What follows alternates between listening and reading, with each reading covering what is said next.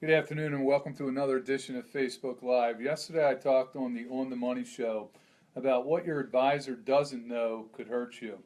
And it's kind of interesting when you sit down with a financial advisor, you have to ask yourself a couple questions. Are you getting all the information you need to help you retire successfully, or are you just getting a small piece of the retirement puzzle? So we had the show yesterday.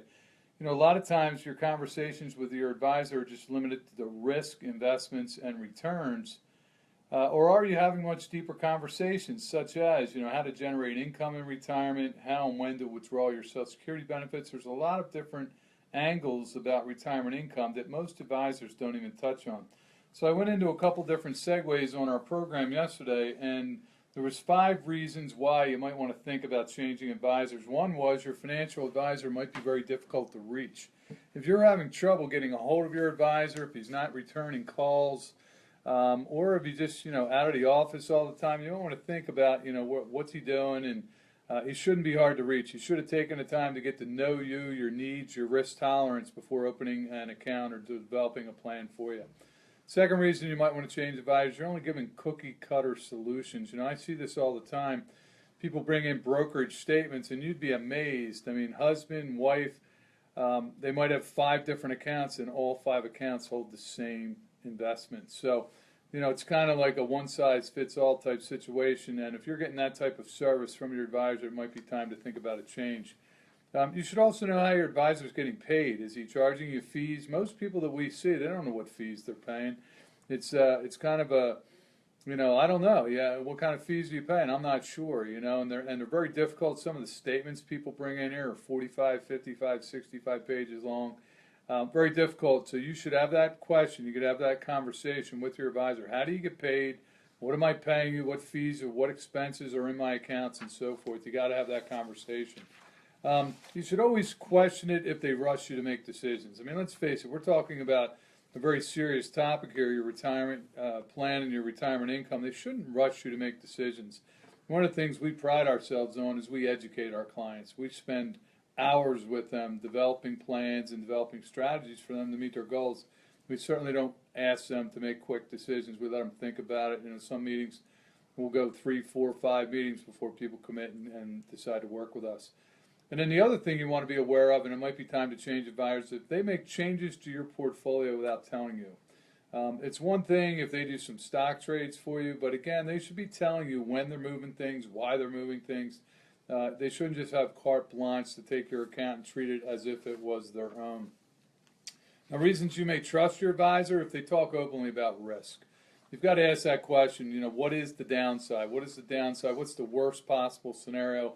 One of the things we always say is, hope for the best but plan for the worst. So I don't think you want to base anything on hope. Ask about the risk. What's the worst case scenario? You got to understand what fees you're paying. We've already touched on that. They should try to educate you about investing, about taxes, about risk and reward, that type of thing. And they should be meeting with you regularly to review your portfolio. They should also remember your goals and care about them. It's not a one-size-fits-all. There's no magic universal savings target.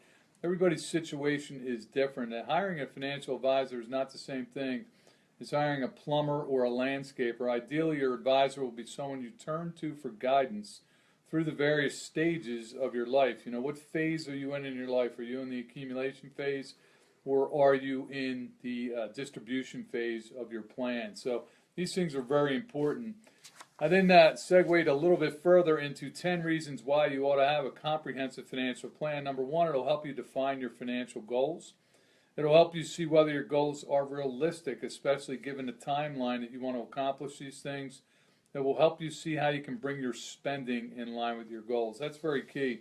We see people at the end of their careers, and they're not really living on a budget, but when you retire, the situation changes.